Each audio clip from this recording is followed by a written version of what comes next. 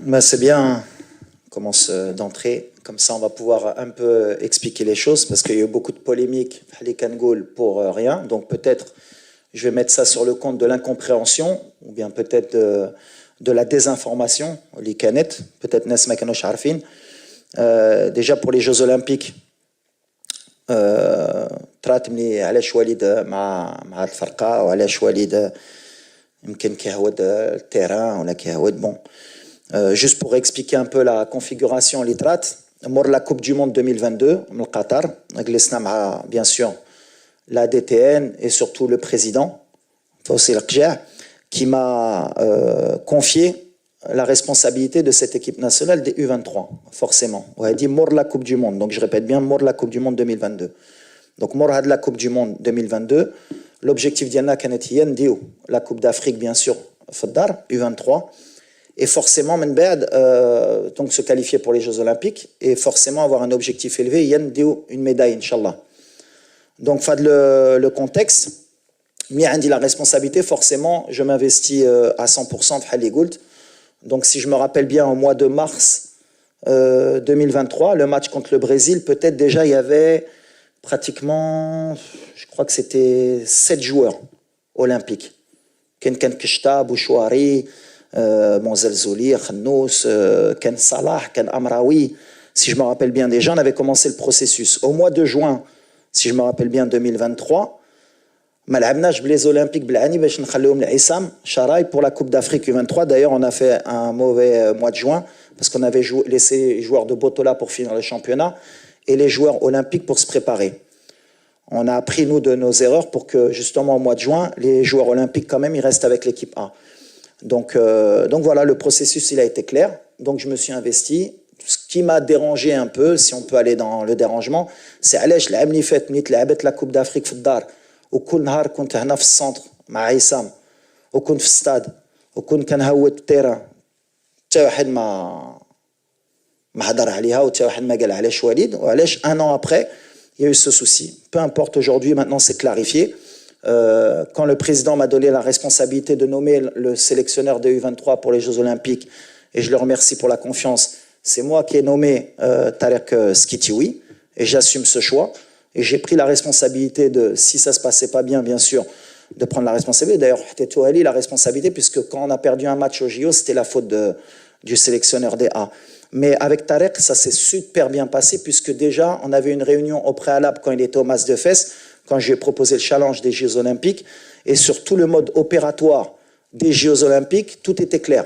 C'est-à-dire qu'il savait très bien que les joueurs, il les aurait pratiquement 15 jours avant les Jeux Olympiques. Ils savaient que les joueurs étaient avec moi, qui travaillaient avec moi et qu'ils allaient les récupérer. On a travaillé ensemble dans le processus pour que les clubs acceptent de libérer les joueurs, puisque ce n'était pas une date FIFA.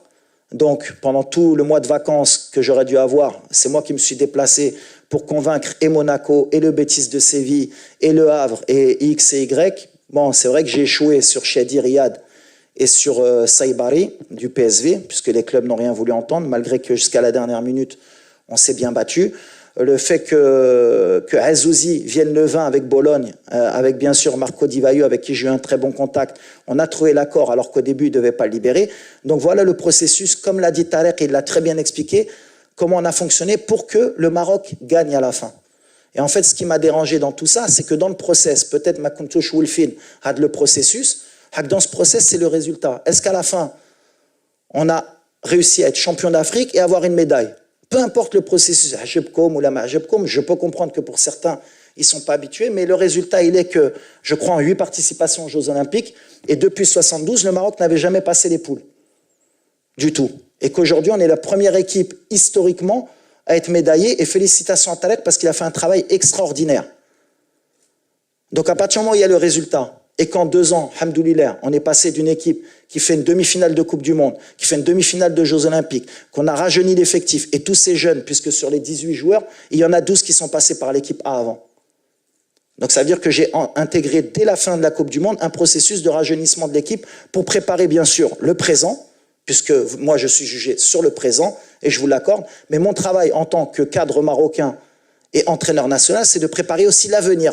Parce que ce qu'on prépare, c'est 2025, 2026, mais aussi 2030. Pour le sélectionneur qui sera en place, Inch'Allah, à ce moment-là. Et pour qu'à chaque fois, il y ait un process fédéral, bien sûr, et initié par le président aussi, qu'on a un process que le Maroc ne fasse pas qu'un coup, une demi-finale de Coupe du Monde, et qu'il n'y ait plus rien derrière. Et dans ce processus, bien sûr, eh bien, il y a des dommages collatéraux. Des fois, bien sûr, on pourrait appeler des formes du moment, mais des fois, par exemple, comme aujourd'hui, Kan Aïto Aznou. La dernière fois, c'était l'Amkhaddin. Et peut-être que plus tard, on aura encore des jeunes. Le Maghreb, Dima,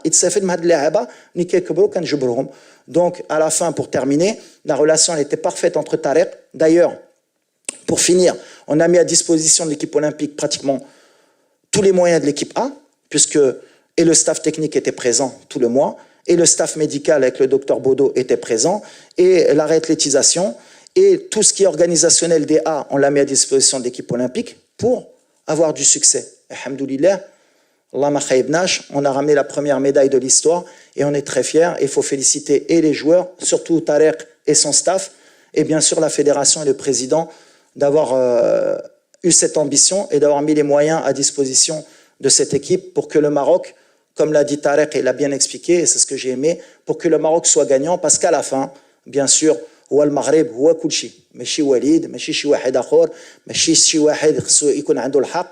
On a été beaucoup critiqué pourquoi l'équipe n'a pas pu se préparer plus tôt avec Tarek. Déjà, il faut expliquer, comme ça on va finir, parce qu'il faut bien prendre le temps.